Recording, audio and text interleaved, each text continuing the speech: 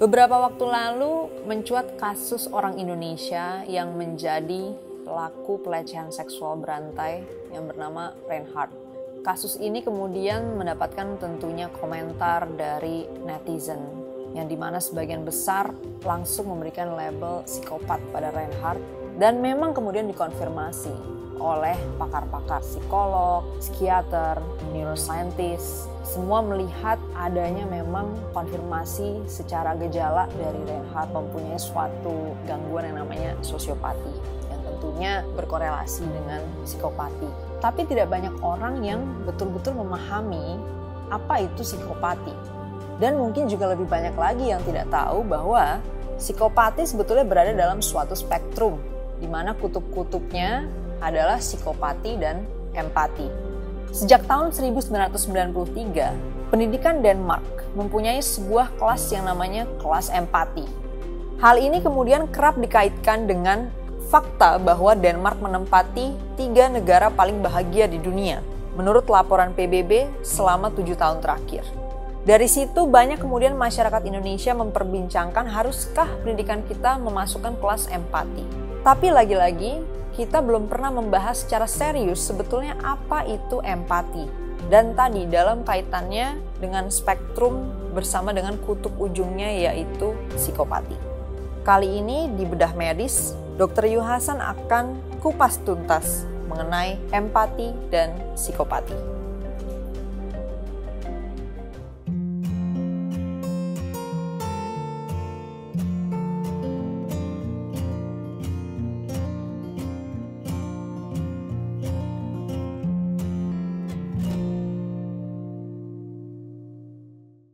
Oke, empati dan psikopati. Ya, seperti itu ada seperti 2 kutub yang bertentangan. Apakah iya? Iya, betul. Tapi psikopati dan sosiopat itu identik sebetulnya. Hanya bedanya adalah kalau sosiopat itu dia tidak terencana, ya, melakukan aksi-aksinya itu tidak terencana. Sementara psikopat itu, wah, lihai banget menyembunyikan aksi-aksinya. Nah, sebetulnya psikopat itu apa sih? Gitu.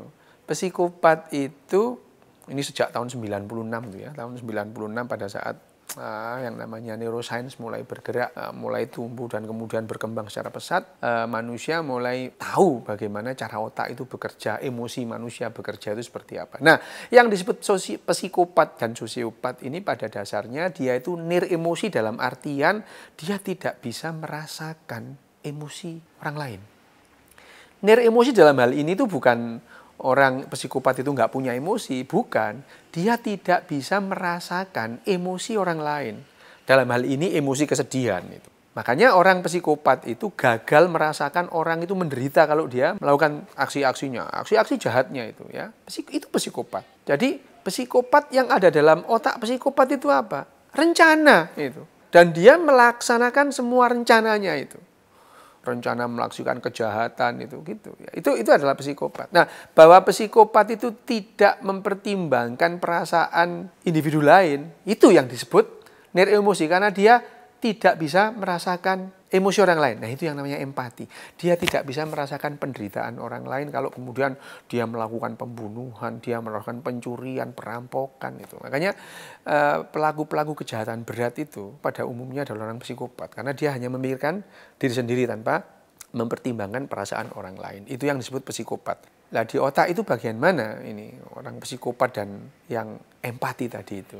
Di otak kita itu ada struktur yang namanya amigdala. Itu bukan hanya manusia yang membuat kita itu survive itu.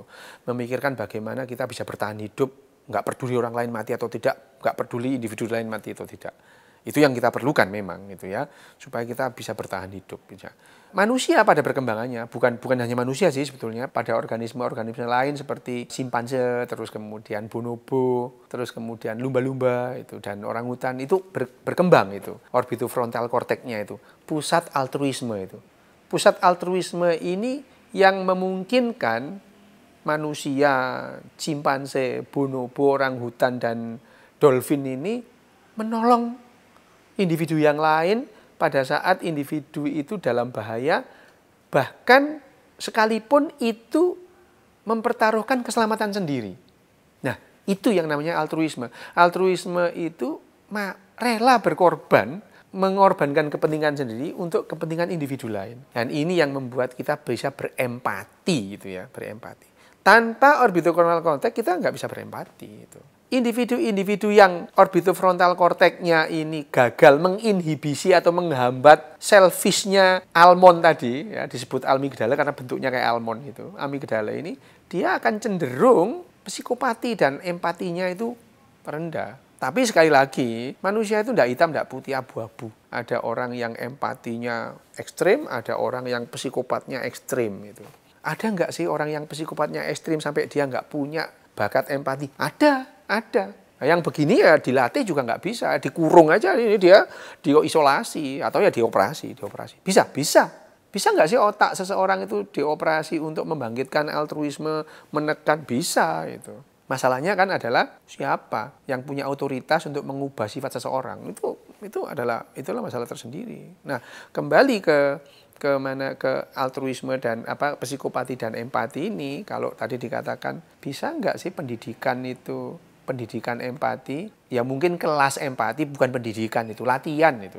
Seperti olahraga itu kan bukan pendidikan sebetulnya, itu latihan gitu ya. Sama menyanyi itu mana ada pendidikan menyanyi, kan tidak ada, itu latihan menyanyi, itu latihan, kita perlu latihan supaya. Nah, sama setiap orang pada umumnya adalah punya bakat psikopat dan punya bakat empati, punya itu ya pada umumnya. Tapi kalau misalkan dia ekstrim bergeser ke arah psikopat, ini yang bahaya ini. Tapi kalau dia meskipun psikopat, kalau ada bakat-bakatnya dikit untuk empati, masih bisa dilatih ini. Tapi kalau nggak ada bakat, ya udahlah dikurung aja daripada dia jadi masalah untuk sosial. Ini empati dan psikopati ini sebetulnya adalah masalah sosial pada saat satu individu berhubungan dengan individu lain. Istilah psikopati dan empati ini sebetulnya ada karena hubungan antara dua atau lebih individu. Itu sosial, itu yang namanya perlu empati dan psikopati dan empati jadi isu yang penting. Tapi kalau sendirian ya hidup sendirian di gua ya nggak perlu empati atau psikopati, tidak perlu. Hanya saja empati dan psikopati ini pada saat kita berhidupan sosial, empati itu jadi penting. Nah, yang namanya kebahagiaan tadi yang disebutkan di Denmark tadi, karena Denmark itu sekarang sudah memakai standar, itu dasarnya adalah standar kebahagiaan, bukan kesejahteraan. Jadi yang jadi ukuran di negara-negara semacam Denmark, Finlandia, itu bukan lagi indeks kesejahteraan, tapi indeks kebahagiaan. Nah, sehingga orang bahagia itu, bahagia bersama itu kalau saling berempati, itu bahagia bersama. Itu. Sehingga bagi orang Denmark, bagi orang Finlandia juga itu, kelas-kelas empati itu dijalankan bukan untuk pendidikan loh, latihan itu. Kelas itu bukan berarti terus pendidikan itu ya itu. Tapi latihan dalam hal ini karena kecerdasan sosial ini harus diawali dengan kecerdasan emosional. Nah, itu emosi ini yang cerdas bagaimana kita berempati itu dilatih itu. Latihan itu bagaimana kita berempati. Kalau antri itu jangan terus nerombol ke depan. Itu perlu latihan itu. Latihan kalau nggak dilatih ya nggak bisa gerombol, ada orang antri dia di depannya gitu ya. Itu adalah salah satu kecerdasan sosial. Jadi apakah ini bisa dilatih? Bisa. Apakah ada suatu kondisi yang orang itu tidak bisa dilatih? Ada itu ya. Ekstrim, psikopat ekstrim. Kayak Reinhardt itu psikopat ekstrim dia gitu ya. Di Indonesia dulu juga ada itu psikopat ekstrim itu.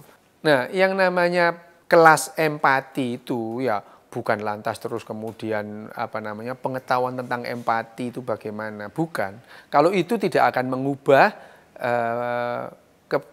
kecenderungan seseorang, ya tidak akan mengubah perilaku seseorang. Yang kelas-kelas empati yang dikembangkan di Denmark atau di negara-negara Skandinavia, Finlandia itu adalah melatih anak-anak itu berempati atau mengasah empati anak-anak itu lebih dini, gitu ya. Ya bukan terus kemudian mereka itu dibebani soal-soal, tidak, malah dilatih gitu ya. Dan latihan itu bukan sekarang latihan terus besok ada hasilnya ya, tidak. Latihan itu perlu yang namanya learning curve, waktu.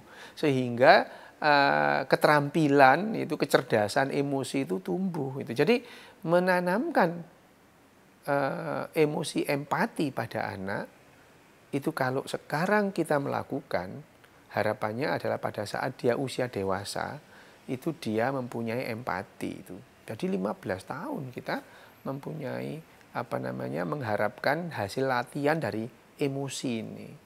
Ya. Jadi tidak terus kemudian ayo kita ikutkan kelas empati supaya minggu depan dia lebih empati. Tidak begitu caranya. Cara melatih otak emosi itu tidak instan. Ada modulnya ya. Otak emosi dilatih, pada berikutnya adalah melatih sosial. Nah, itu yang pada kelas-kelas empati yang ada di negara-negara Skandinavia. Kalau kita melihat ya contoh konkret bagaimana orang itu melatih otak emosi itu ya. Ini ya.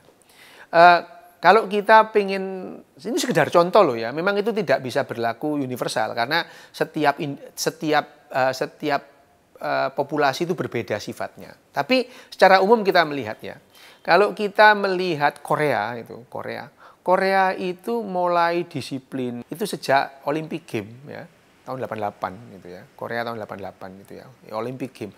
Nah, di situ titik baliknya Korea itu. Terus kemudian ya sampai sekarang kalau kita lihat di Korea itu mulai udah antri udah bagus ya. Barang hilang yang nggak ada yang ngambil gitu ya di tempatnya itu. Itu yang pentingnya yang namanya latihan itu adalah kalau kita sekarang mulai latihan melatih otak emosi kita, hasilnya kita lakukan adalah satu generasi berikutnya. Bukan lantas kemudian 1 tahun ke depan, 2 tahun ke depan. Ini adalah jangka panjang. Kalau pendidikan di Jepang dan di negara-negara yang sudah negara maju semacam Finlandia atau Denmark tadi itu, dari kecil itu udah diajari antri, diajari untuk tidak membenci orang lain itu. Itu ditekankan dari anak-anak itu. Bahwa ini adalah sesama manusia, kita harus saling menghargai. Dan memberi contoh, ibunya, bapaknya memberi contoh itu menghargai orang lain, tidak membenci orang lain bagaimana itu ya.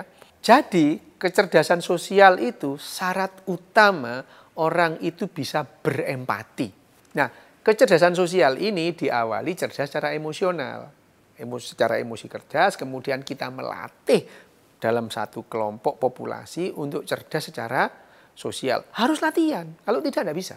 Kenapa? Karena dalam satu populasi ada orang yang berbakat untuk empati, ada orang yang berbakat untuk psikopat. Kalau kita berlatih bersama, mengarahkan populasi ini menjadi lebih empati, itu terjadi. Apa dikira orang Jepang itu tidak ada bakat psikopat? Banyak itu ya. Apakah di Eropa itu di Jepang itu orang nggak bakat klinik? Banyak masih klinik mereka. Tapi karena latihan secara populasi mereka itu lebih empati ketimbang populasi lain. Kalau ada barang hilang, barang ketinggalan misalkan di kereta api, tidak ada yang ngambil itu, nanti diambil oleh petugas itu. Diberitahu dan dilatih sejak dini bahwa orang kehilangan itu sedih gitu ya. Dia bisa merasakan kesedihan orang lain, itu dilatih sehingga pada saat ada barang ketinggalan tidak langsung diambil gitu ya. 24 jam di taman dibiarkan karena konsensusnya adalah nanti dia akan kembali. Kalau ada barang ketinggalan di taman dibiarin, tidak ada orang yang ngambil. Nah, setelah 24 jam tugasnya polisi yang ngambil gitu. Jadi kalau ada barang hilang 24 jam carinya kantor polisi itu. Tapi kalau belum 24 jam ya udah kembali ke tempatnya masih ada itu. Bukan terus 5 menit terus hilang itu. Itu adalah karena tidak dilatih itu. Apakah terus kemudian di tempat-tempat negara yang 5 menit hilang itu dia tidak kenal konsep pahala dan dosa? Biasanya kenal malahan begitu itu ya. Tapi ya karena tidak dilatih ya tidak bisa. Jadi kecerdasan emosi dan kecerdasan sosial itu harus dilatih sejak dini supaya dalam satu populasi, meskipun ada populasi itu ada kecenderungan psikopat, ada empati, ya, psikopati dan empati, tapi secara populatif mereka lebih empati ketimbang populasi yang lain.